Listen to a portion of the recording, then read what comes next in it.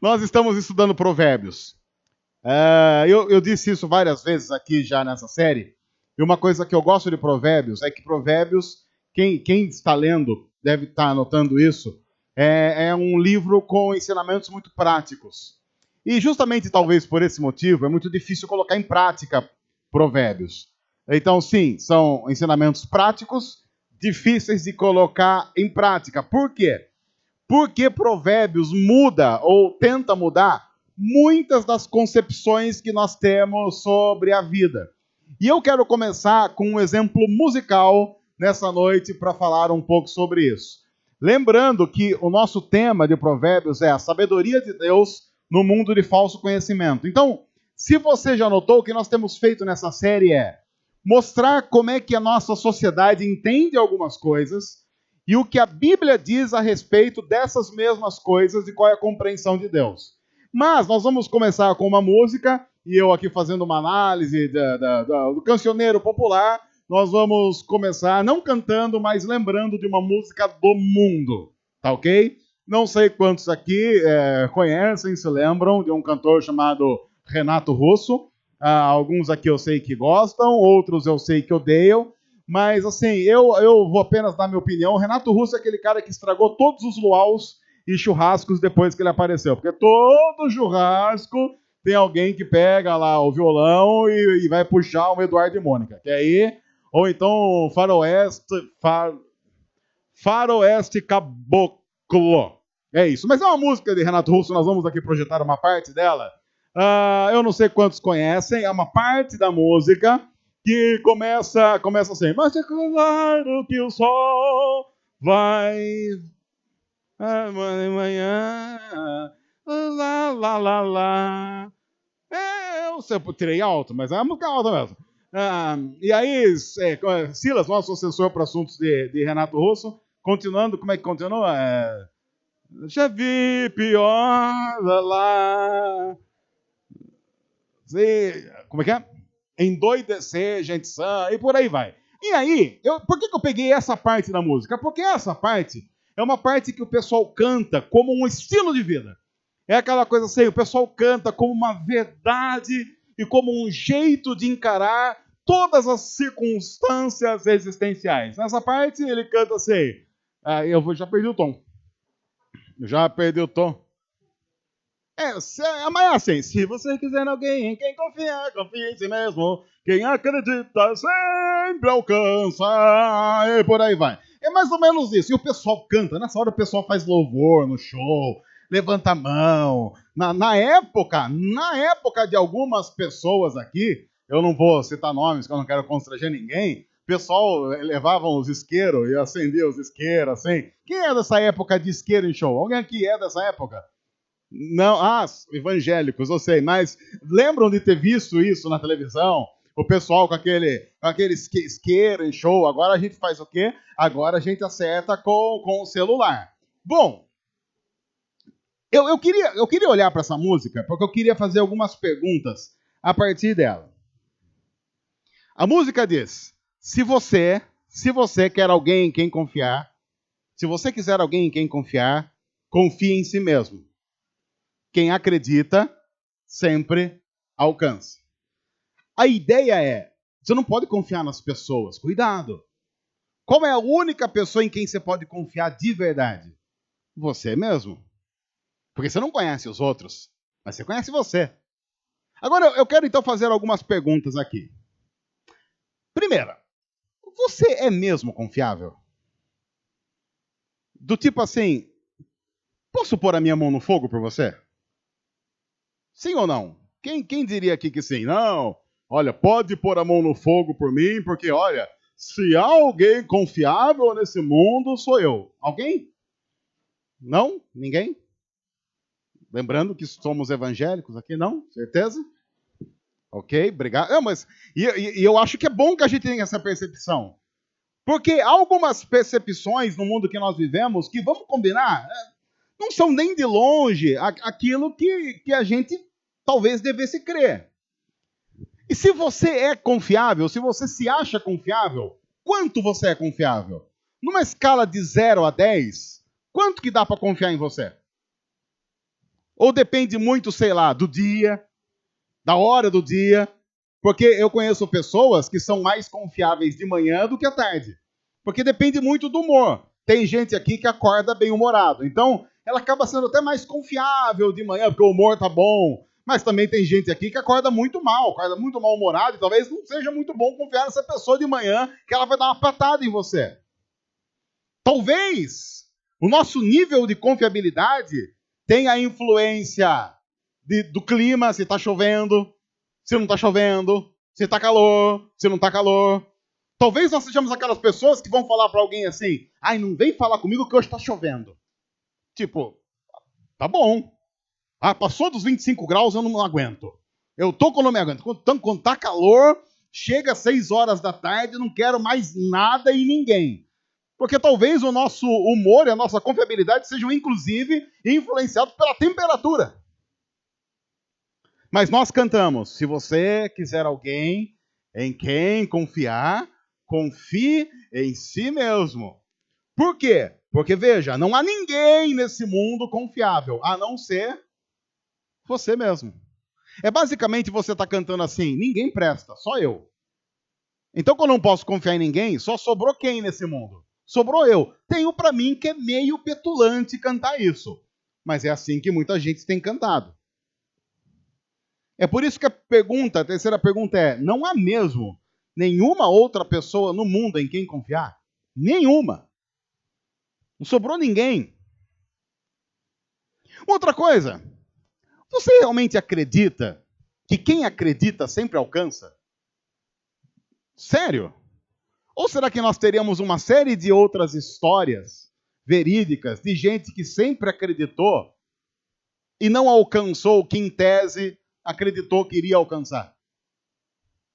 Mas veja, estamos falando de uma música que as pessoas cantam e muitas cantam como verdade. Por quê? Porque muitos dizem, inclusive, que Renato Russo foi um filósofo da modernidade. Ele conseguiu colocar nas suas letras o sentimento de toda uma geração, que junta foi cantando, se você quiser alguém em quem confiar, confie em si mesmo. Numa sociedade individualista, numa sociedade que valoriza cada vez mais o eu, isso faz todo sentido. Se você quiser alguém em quem confiar, confie em si mesmo, porque você é bom, você consegue, você pode, você tem uma energia, uma força dentro de você que vão dar a você todas as possibilidades do mundo. E não se esqueça, a partir disso, vivendo essa verdade, quem acredita sempre alcança.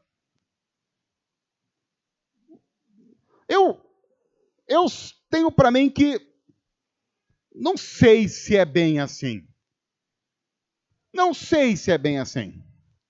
Talvez, inclusive, a minha dúvida de se as coisas são assim venha de alguns textos da Bíblia, e eu quero pegar apenas 2 para iniciar e depois um texto mais longo para o final.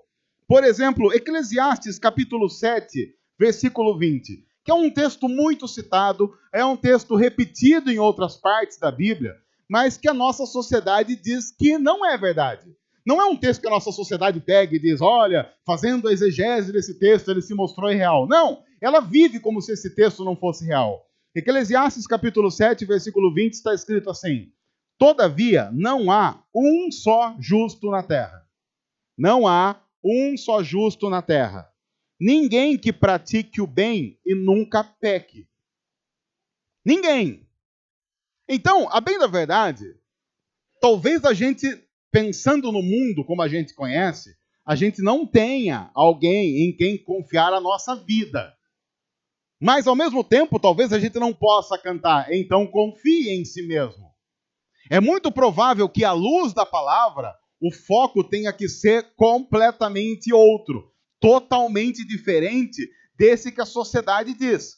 A nossa sociedade, o conhecimento da nossa sociedade, a sabedoria da nossa sociedade diz: busque a força que está dentro de você, confie nas suas possibilidades, confie no que você pode fazer e tudo vai dar certo. E aí vem a Bíblia e diz assim, não há justo, nenhum sequer, e não há ninguém que faça o bem, porque todos pecaram. E todos nós somos então escravos dessa condição pecadora, que faz com que a gente, inclusive, faça as coisas que a gente sabe que não deve fazer. E eu não sei quanto a você, mas eu quero dar um testemunho.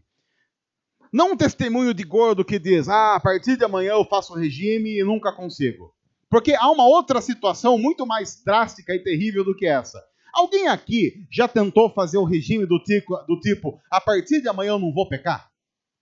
Alguém aqui já tentou fazer isso? Olha, hoje eu vou enfiar o pé na jaca. Hoje, quer saber? Hoje ninguém cuida de mim. Mas deu meia-noite, parei de pecar. Parei de pecar. Olha, eu já pequei muito aqui na minha vida. O pecado já atrapalhou bastante. Já atrapalhou meus relacionamentos. Já atrapalhou tudo que eu sou. Então, a partir de meia-noite, eu vou fazer uma oração. Falar, Deus, a partir de agora, eu entrego aqui ao Senhor todos os meus pecados. Olha aqui, tudo que eu pequei está aqui. O Senhor já sabe, porque a partir de agora eu não vou consumir carboidrato e pecado. A partir de agora eu vou entrar nessa dieta low carb e low sin. A gente vai fazer isso a partir de agora. Você pode fazer o quanto você quiser. Não vai dar certo. Não vai. Talvez você consiga não pecar aqueles pecadões absurdos que assustam a igreja evangélica brasileira. Mas como é que estará a nossa alma e o nosso coração? Como é que estarão os nossos pensamentos? Como é que estarão os nossos desejos? Será que eles ainda estarão livres de todo o pecado que insiste em tomar conta da gente? A gente sabe a resposta. Há um outro texto, e agora a gente vai para Provérbios. Provérbios 27, versículo 2, que começa a colocar, inclusive, seres humanos no seu devido lugar. Provérbios 27, versículo 2, é um texto que diz assim: que outros façam elogios a você, e não a sua própria boca. Outras pessoas, e não os seus próprios lábios. Por quê? Porque você se conhece. E se há alguém nesse mundo que sabe que não é digno de grandes elogios, é você mesmo. Porque todas as vezes que você pecou, você estava lá. Se eu falar 5 pecados que você cometeu, você pode retrucar com 10. Que você sabe que cometeu e ninguém sabe. Eu posso falar dos pecados visíveis que você cometeu e você poderá falar dos invisíveis que ninguém nunca soube porque ficaram guardados na alma e no coração. E aí a Bíblia diz, quem tem uma noção exata de quem é, sempre anda muito pianinho. Sempre anda muito na boa, sempre anda muito humilde, porque reconhece quem é.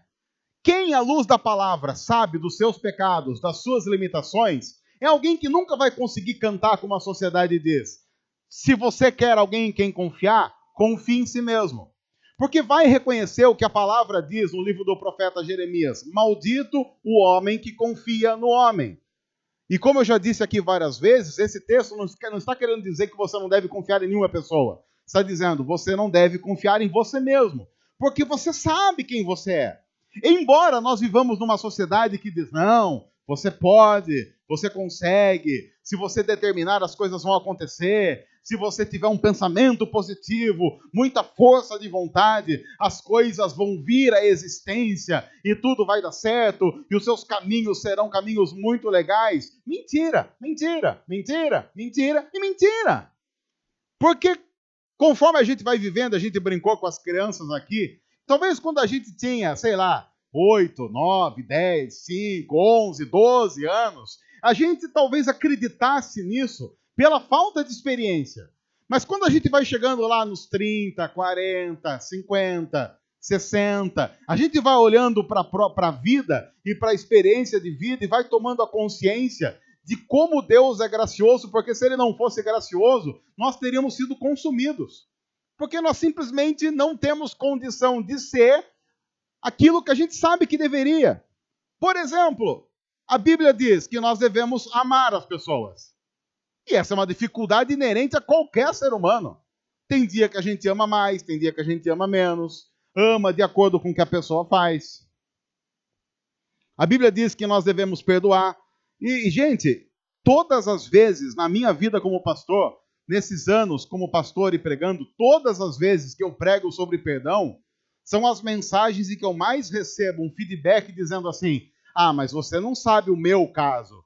Ah, mas você não sabe o que eu tenho que perdoar. Ah, mas você... Como se Deus, inclusive, não soubesse o nosso caso específico quando ele diz que cristãos perdoam porque é o que Deus fez na cruz através de Jesus. E como nós queremos ser parecidos com Jesus, assim como Deus nos perdoou em Cristo, nós perdoamos o próximo.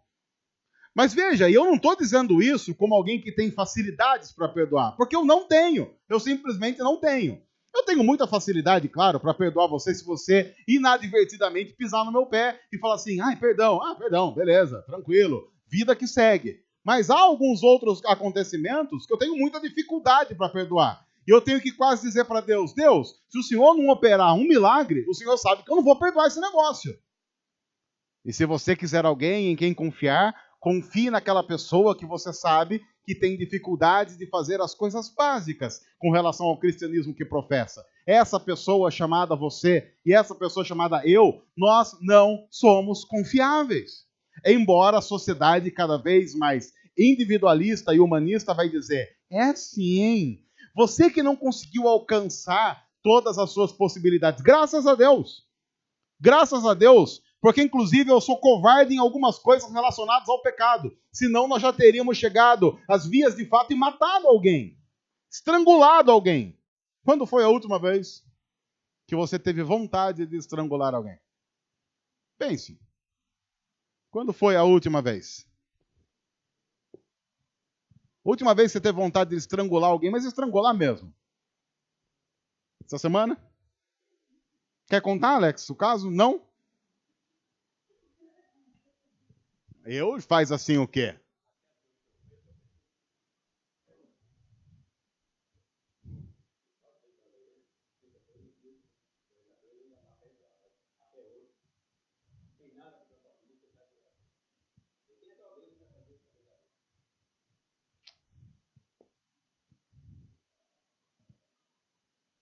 E eu com meus 39, morrendo de vergonha, morrendo de vergonha de ter que dizer: eu não dou conta disso. Não dou conta disso. Há um outro texto, agora num outro capítulo de Provérbios, Provérbios 16, um texto um pouco mais longo, que diz algo interessante a esse respeito de quem nós realmente somos. O texto de Provérbios 16, a partir do versículo 1, diz assim: ao homem pertencem os planos do coração, mas do Senhor vem a resposta da língua. Porque todos os caminhos do homem lhe parecem puros, mas o Senhor avalia o espírito. Consagre ao Senhor tudo o que você faz, e os seus planos serão bem-sucedidos. Veja o que diz essa parte inicial, e depois nós vamos para uma parte do texto que não é tão conhecida. Ao homem pertencem os planos do coração. E eu já disse sobre esse texto uma vez, eu quero repetir. A Bíblia não condena quem faz planos, porque Deus sabe, fazer planos é muito normal. Planos são feitos. Alguns aqui estão planejando as próximas férias, alguns aqui estão planejando casamento, alguns aqui estão planejando a educação dos filhos, estão planejando um monte de coisa. Isso não é pecado. Muito pelo contrário. A Bíblia diz: seres humanos, inclusive seres humanos cuidadosos, fazem isso. Jesus diz isso no Evangelho de Lucas. Olha, é importante que antes de você começar uma empreitada, que você avalie a empreitada, para que você não seja como o homem que começou a construir uma torre, depois ele não dá conta de terminar de construir aquela torre, e as pessoas vão ficar zombando dele que ele não deu conta de fazer aquilo. Então planeje, pense. Mas lembre-se sempre de uma coisa importante quando nós estamos relacionando com Deus. Do Senhor vai vir a resposta da língua. Do Senhor vai vir a resposta. Isso será feito ou não será feito. Ou seja, não depende do nosso planejamento. Depende do que Deus quer fazer. Depende do que Deus está dizendo que vai acontecer. Por quê? Por que assim? Porque a Bíblia está dizendo: todos os caminhos do homem, tudo que a gente planeja, parece ser muito bom, mas o Senhor conhece as reais motivações que estão por trás de cada empreitada. E qualquer pessoa sabe que já fez muitas vezes coisas aparentemente boas que tinham uma intenção não muito boa por trás. Isso começa na infância, quando de repente a gente diz que vai obedecer aos pais porque quer ganhar o quê? Chocolate. Quando a gente diz que vai fazer tal coisa porque quer a garantia da sobremesa. Quem aqui nunca fez isso? Olha, eu estou fazendo tal coisa e a pessoa tá pensando que eu estou fazendo isso para agradá-la, mas no fundo eu quero só alguma coisa que ela pode dar. De repente a gente vai lavar a louça querendo ganhar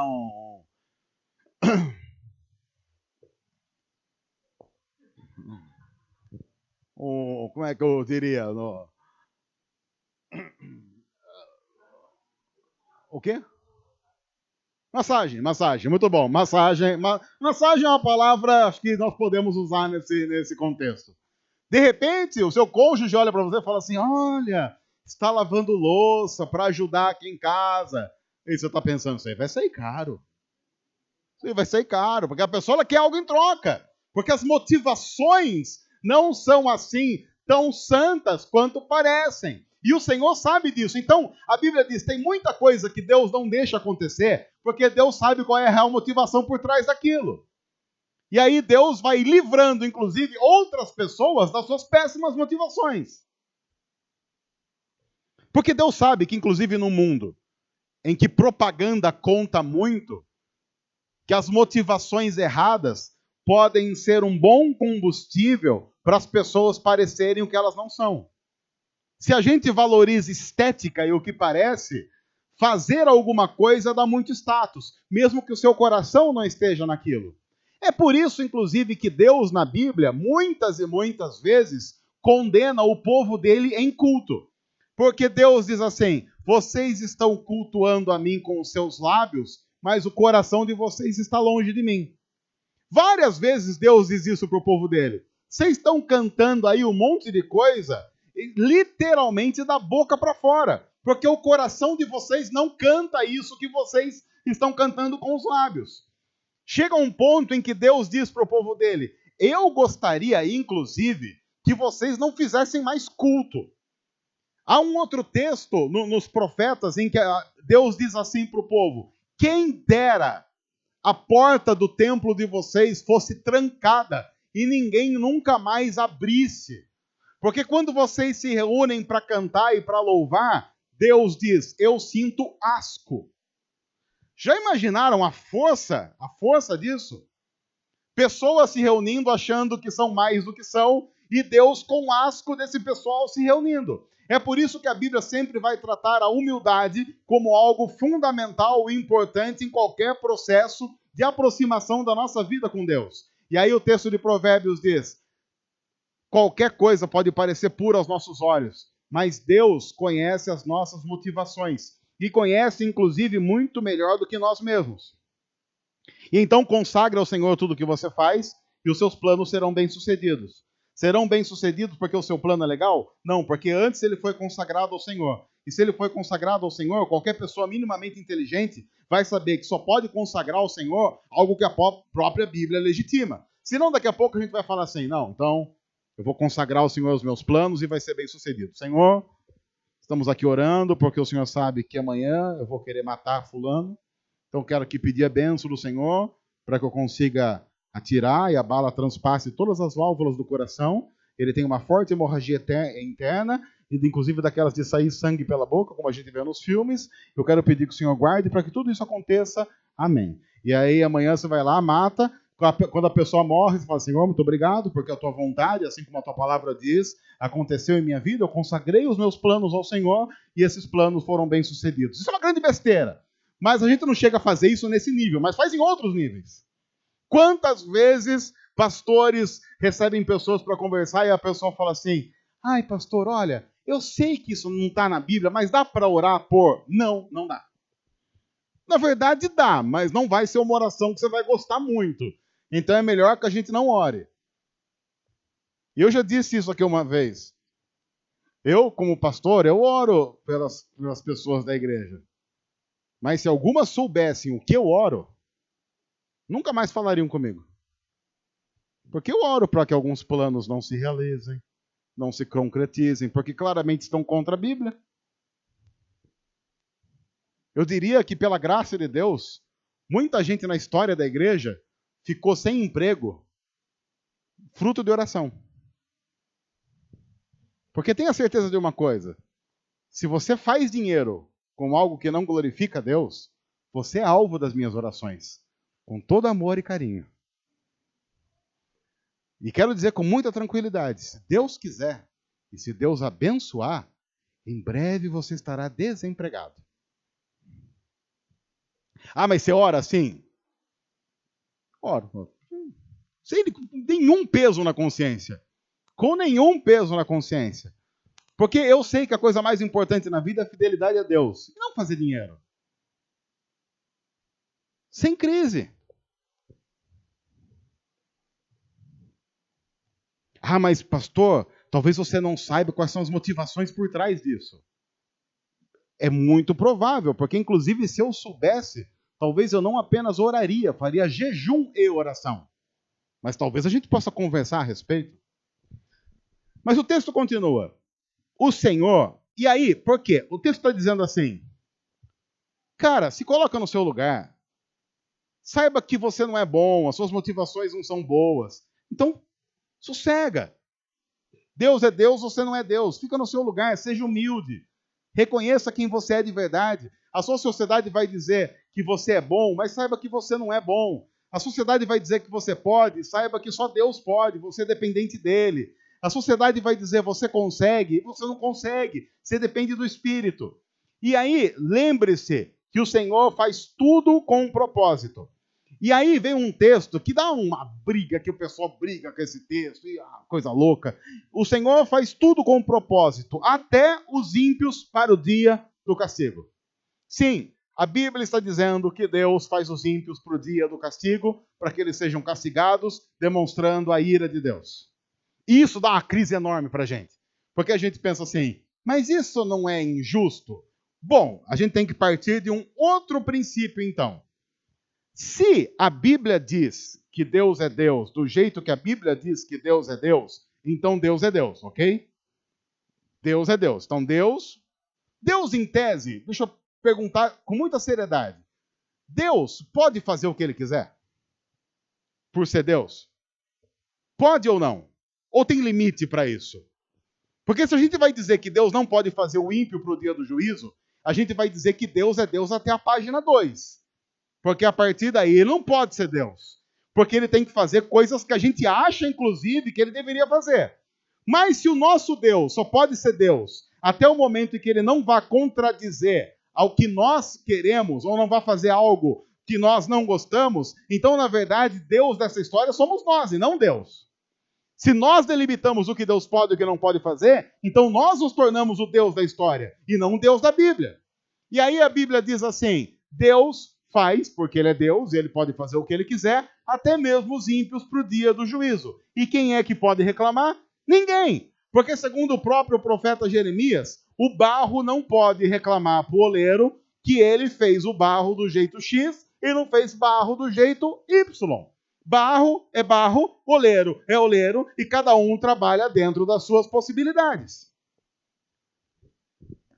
Eu uma vez ouvi um ateu falando sobre isso na televisão.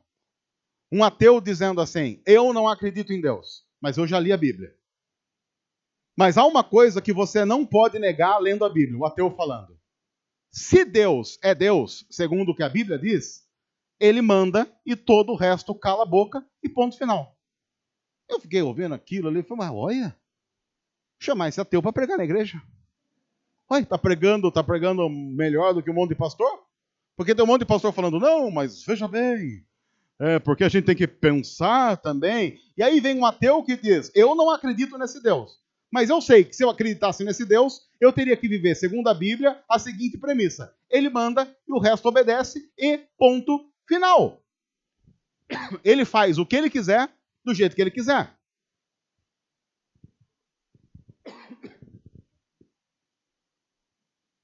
E é por isso que o Senhor detesta os orgulhosos de coração. Por quê? Porque o orgulhoso pensa de si mais do que é de verdade. O orgulhoso tem uma noção de si totalmente exacerbada. O orgulhoso acha que pode o que não pode e põe isso na sua própria conta e não na conta de Deus. Deixa eu tomar água aqui, pessoal.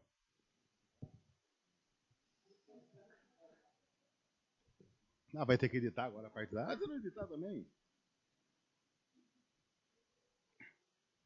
Momento ironia, só para ajudar o pessoal da edição. Essa parte é forte porque a Bíblia diz: o Senhor detesta os orgulhosos de coração. O Senhor detesta. Isso é muito forte, porque há muita gente em nossa sociedade, por causa do estilo de vida da nossa sociedade, sendo colocada numa situação em que Deus detesta. E a Bíblia continua: sem dúvida serão punidos. Com amor e fidelidade se faz expiação pelo pecado. E com o temor do Senhor, voltando aqui àquilo que o autor de Provérbios diz desde o começo, o homem evita o mal. O temor do Senhor, saber quem Deus é e colocar-se no seu devido lugar, faz com que o homem evite o mal e adquira o conhecimento que vem de Deus. Aí o texto continua: quando os caminhos de um homem são agradáveis ao Senhor, ele faz que até os seus inimigos vivam em paz com ele. É melhor ter pouco com retidão do que muito com injustiça. Em seu coração o homem planeja o seu caminho, mas o Senhor determina os seus passos. Eu não sei se você notou, mas basicamente o que a Bíblia está dizendo é: fica de boa, anda pianinho, tranquilo. Você vive numa sociedade que vai tentar exaltar você. E talvez você esteja acostumado a viver numa teologia que exalta você e que diz que você pode, você consegue, você determina. Não é verdade. Não é verdade. Até porque vivemos numa sociedade que valoriza aquilo que no fundo não tem valor nenhum.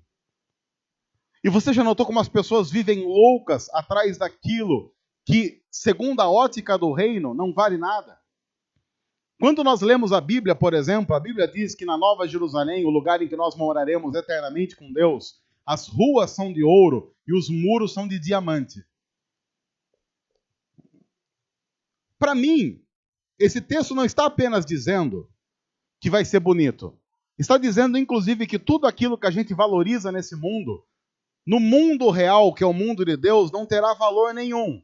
Porque pensa, se os muros serão de diamante, qual será o valor de diamante? O mesmo de um reboco.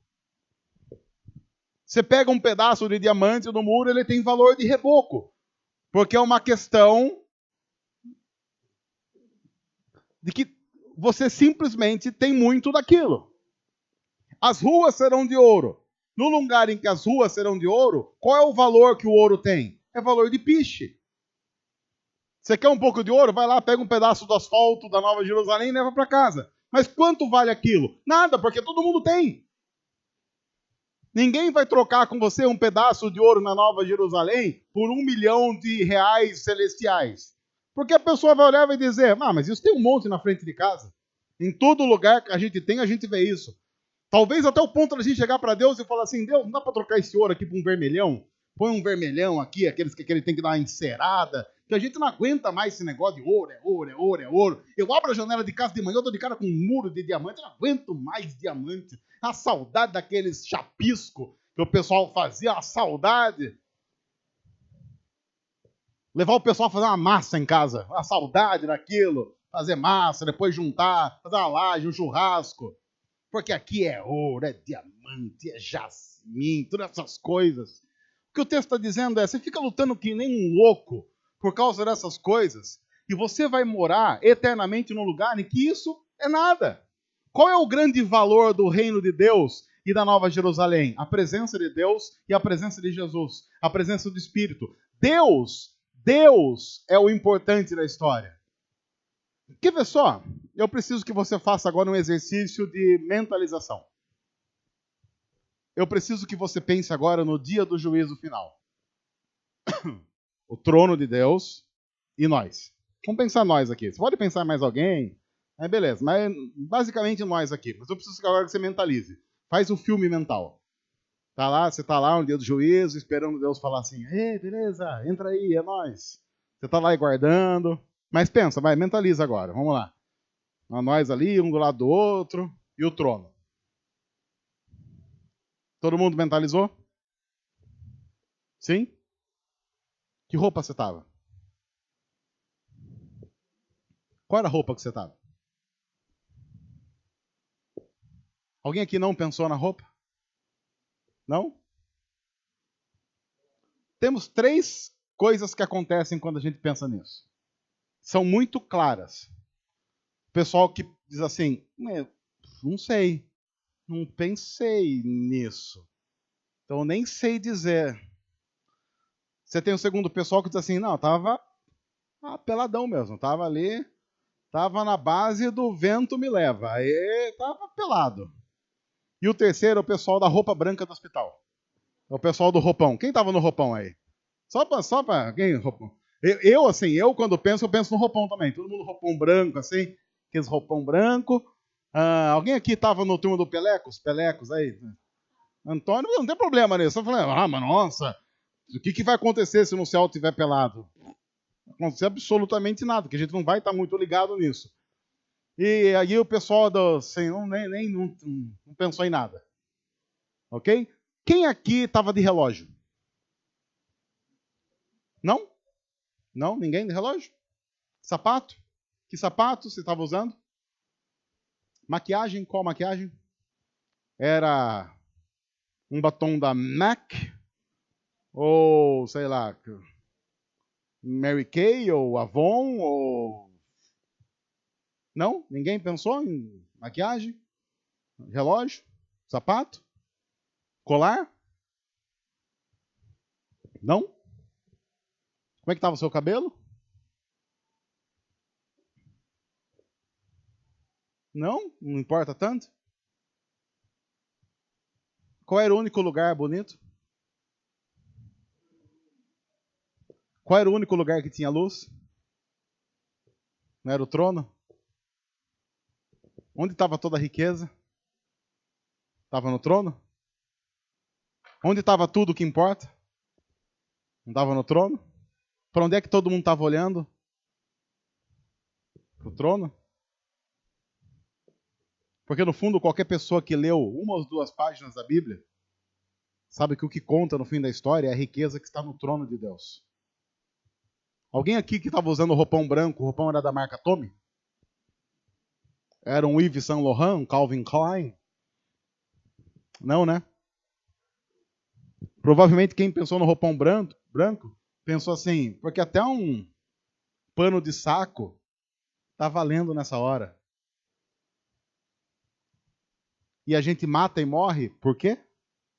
Por todas aquelas coisas que quando a gente mentaliza o céu, a gente nem tem como pensar, porque não tem valor nenhum. Porque o valor é Deus. No entanto, orgulhosos vão sendo orgulhosos quanto mais acham que tem aquilo que não conta no final da história. Quantos aqui estavam falando lá no dia do juízo final no pensamento? Eu, sempre que eu penso no dia do juízo final, tô quieto. Tô na miúda. Tô ali no tipo, opa. E se alguém vier falar comigo,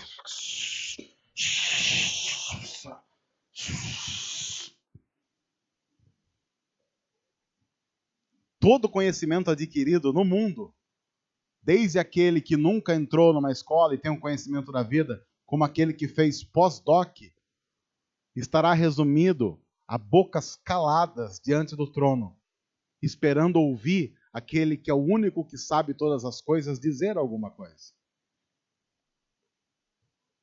Nesse momento, ninguém pensa, meu Deus, e o diploma, onde ficou? Você já parou para notar que quando você pensa na Nova Jerusalém, você pensa talvez na casa que você vai morar, mas você nunca pensa se essa casa tem garagem? Porque não importa. Eu nunca ouvi alguém falando assim, mas que será que carro que a gente vai ter, né? Será que vai ser? Vai ser bastante cavalo, hein? Vai ter cavalo que não acaba mais. Embora a gente talvez até mate por isso aqui no mundo que a gente vive.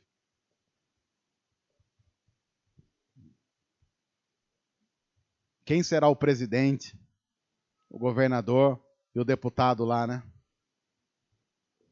Nós matamos e morremos no coração e nos degladiamos com outros cristãos a respeito de governos, mesmo sabendo que o único governo que conta é o governo de Cristo, que às vezes é tão fraco sobre nós, porque nós lutamos contra isso. No fundo, a única coisa que conta é se Jesus está lá ou não. E a Bíblia diz que Ele está cuidando de tudo e está controlando a história para que ela chegue assim. Eu quero terminar dizendo 5 coisas que eu julgo importantes a partir dessa perspectiva do mundo dizendo quem nós somos e do que a Bíblia diz a respeito de nós. A primeira é que o homem tem percepções da realidade. Todo ser humano tem percepções da realidade, mas não conhece a realidade por completo. Quantas vezes você vai para algum lugar, e você já deve ter passado por isso, você fala que é de Piracicaba, aí a pessoa fala assim, conheço Piracicaba. Aí você fala assim, você já foi lá? Não.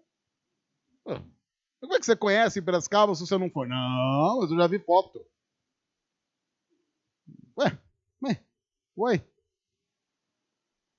E provavelmente se ele viu foto de Piracicaba, viu foto do quê? Do rio, do peixe lá sendo assado, da fazenda do filho do Lula, não sei quantos viram essa. Já viram? Receberam essa fake news já? Filho do Lula compra, veja a fazenda do filho do Lula. Eu recebi essa, fui ver, falei, mas não é Exalc? Não sei se vocês já viram isso, já? É verdade, estou falando sério. Eu já vi isso, recebi uma vez, alguém mandou assim, olha essa fazenda do filho do Lula. Aí eu falei, mas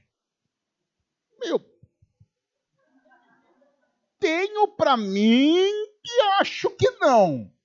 Mas já recebi isso daí. Aí então o pessoal conhece lá a fazenda do filho do Lula. O que mais que o pessoal vê foto de Piracicaba por aí? Do Saponga. Do 15. A pamonha, que não dá nem para saber se foi feita mesmo aqui, a foto de uma pamonha, e só. Agora, gente, quem não conhece o Gilda não conhece Piracicaba? Quem nunca cruzou o bosque, um fim de tarde, já indo para a noite, aquele momento de emoção. Como é que a pessoa pode falar que ela conhece Piracicaba se nunca dançou na Dandy?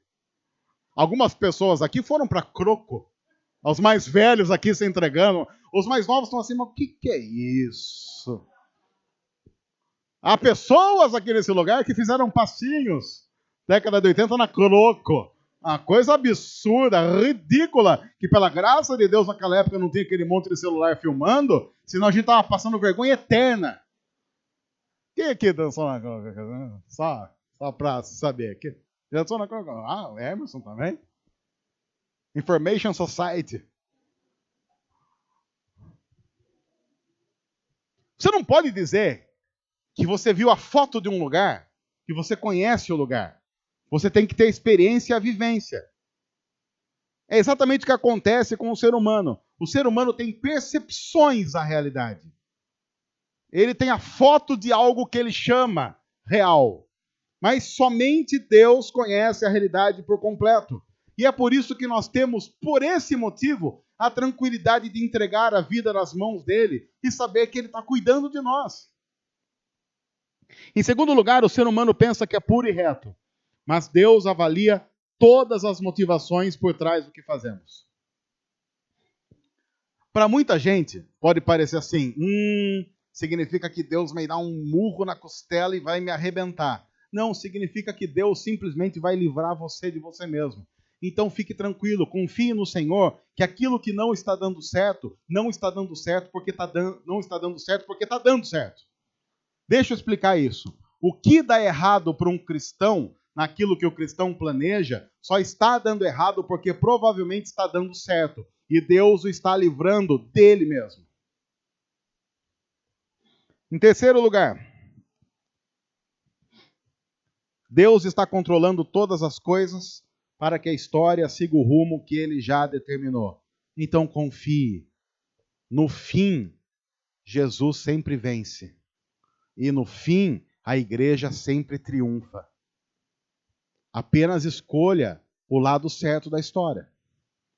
Em quarto lugar, devemos confiar na forma como Deus está conduzindo tudo, mesmo quando parece que temos pouco comparado ao que achamos que deveríamos ter.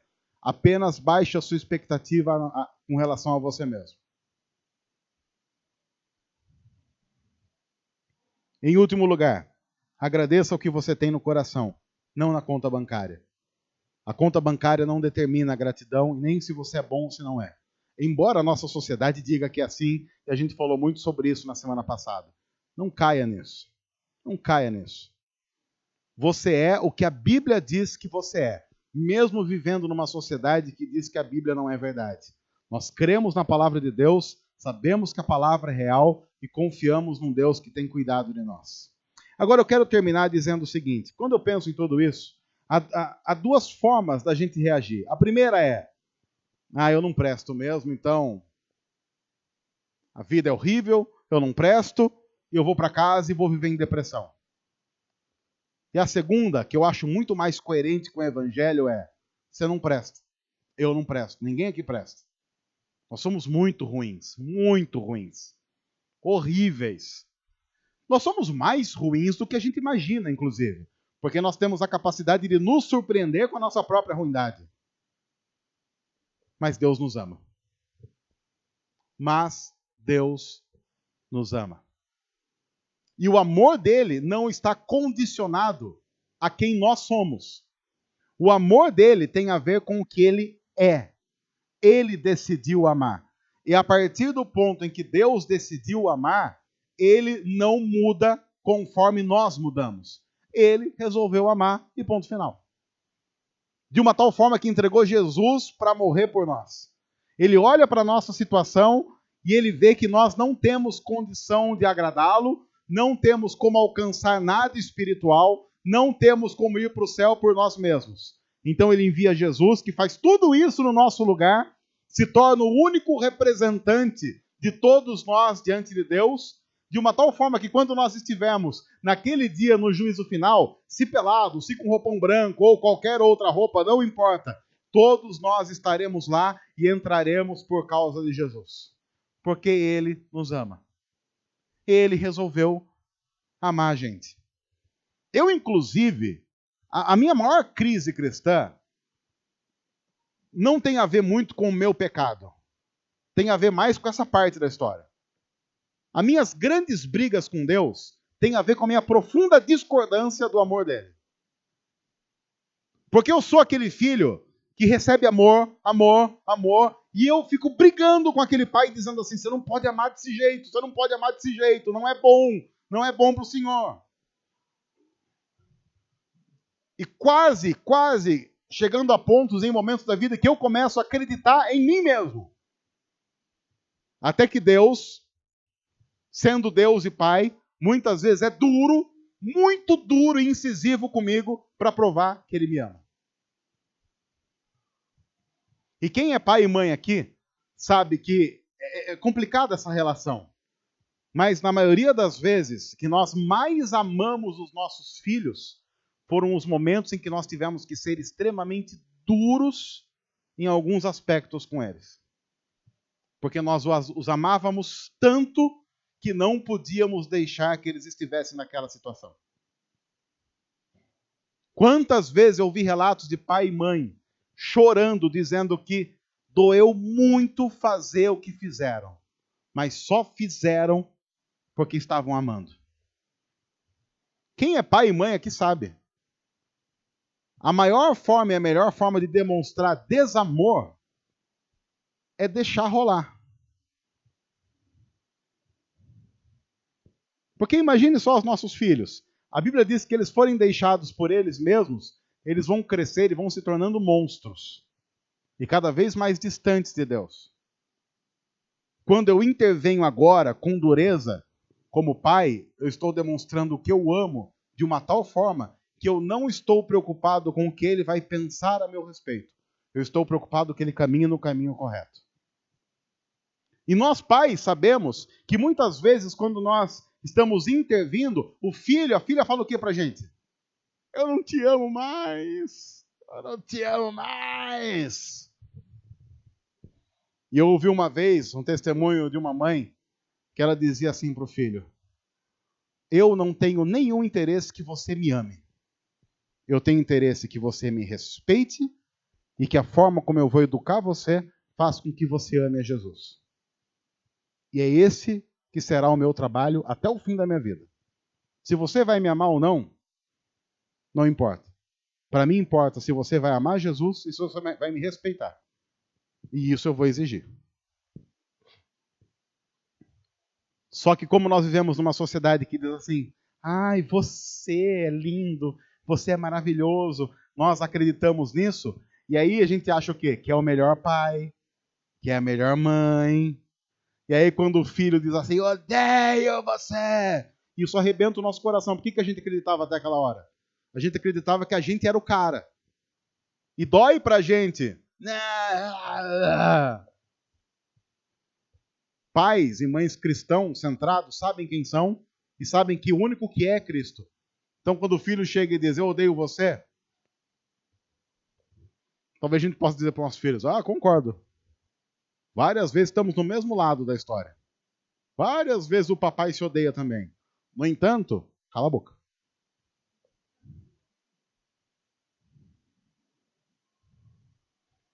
Agora, traz isso para Deus.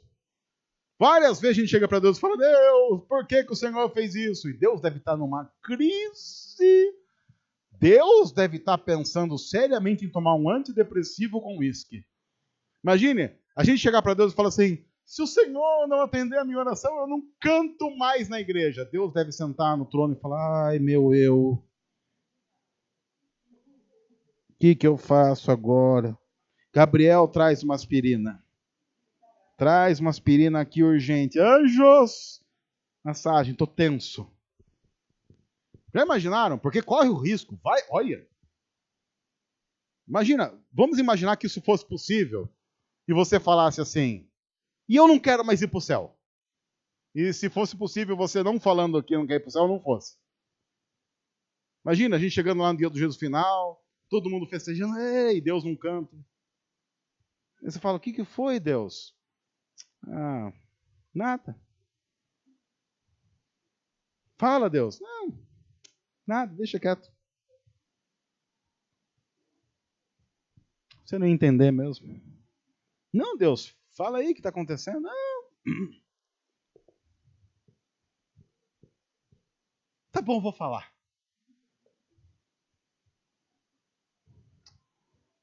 O Zé não veio. Quem? O Zé. Não veio. Mas não veio onde? Não veio aqui no céu. Tá vendo aquela casa ali? Era dele.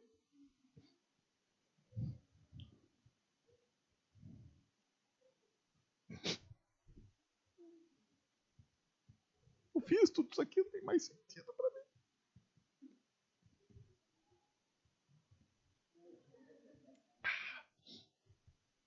Mexendo o gelo.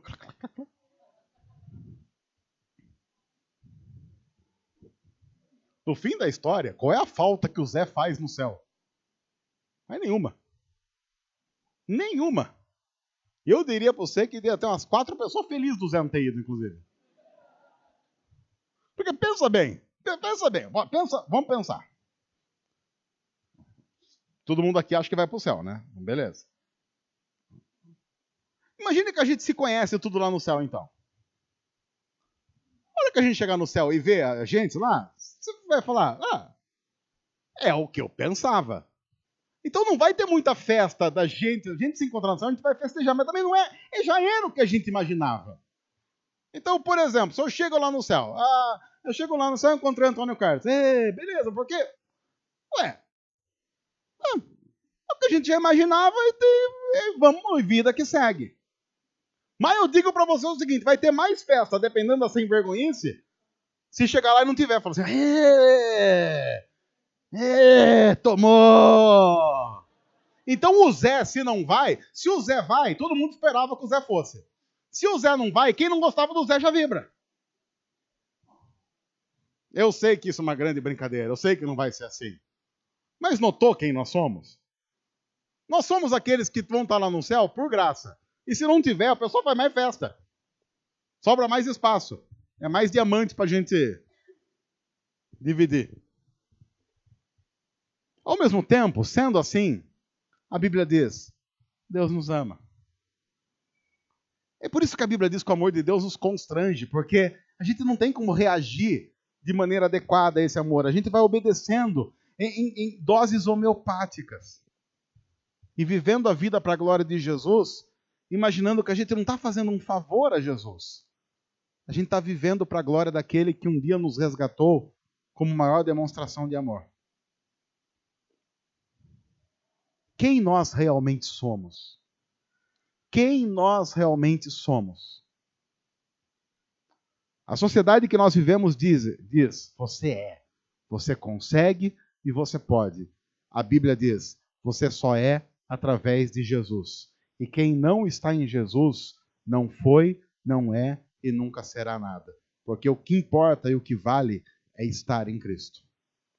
Que esse seja o nosso motivo, que essa seja a nossa vida e que esse seja o nosso cantar. Deus, somos gratos por Tua palavra, que muda quem nós somos, nossas motivações, dá-nos a percepção do que é real, do que é verdadeiro, e faz-nos viver em humildade diante do Senhor, reconhecendo que o Senhor toma conta de todas as coisas. Obrigado por Teu amor, obrigado por Tua graça, e obrigado porque podemos confiar no Senhor todos os dias da nossa vida. Nós agradecemos e louvamos em nome de Cristo Jesus. Amém. Se você está nos assistindo pelo YouTube, não esqueça, sininho para ativar a notificação, se inscreve no nosso canal, deixa o seu like e deixa o seu comentário aí abençoando o nosso ministério, tá ok?